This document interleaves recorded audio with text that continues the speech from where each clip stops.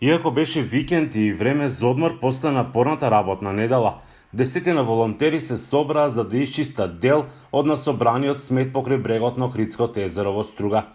Зборното место им беше градскиот парк.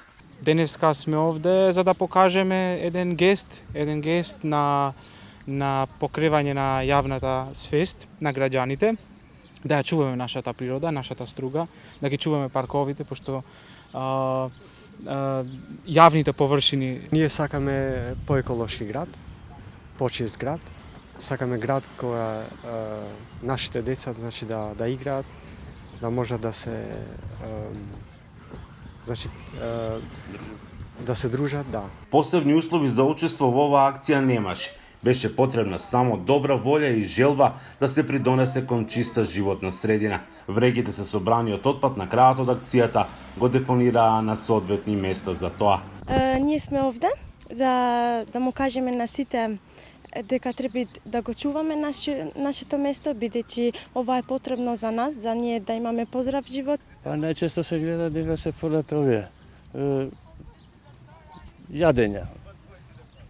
Претежно вака од пластични шишиња, најлони, такви работи кои се многу штетни. Ова е за да се освести народот дека Струга може да биде уште почисто. Иницијаторите на оваа акција планираат ова да стане традиција, но сакаат да ги потикнат и градските власти да им се приклучат во следните нивни активности. Се надеваме дека локалните самоуправи ќе направат нешта.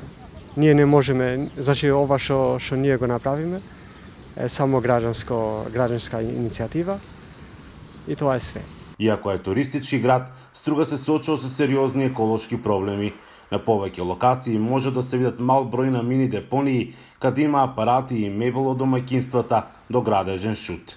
И нуркачите од нуркачкиот центар Амфора од Охрид преку така наречена подводна екопатрола неодамна ги детектираат црните точки, од каде доаѓа најмногу отпад во Охридското езеро. Тоа се 4 реки, за каде велат дека состојбата е алармантна. Утврдиле големи количини на градежен шут, пластични шишиња, метални канти, автомобилски гуми разна облека. Изработиле и карта со загадени зони, а до надлежните предложиле две решенија за справување со овој проблем. Поставување на мрежна структура за сафаќање на отпадот, која ќе се протега на ширината на вливовите и така наречен кит за чистење реки. Од Струга, за Гласот на Америка, Мики Трајковски.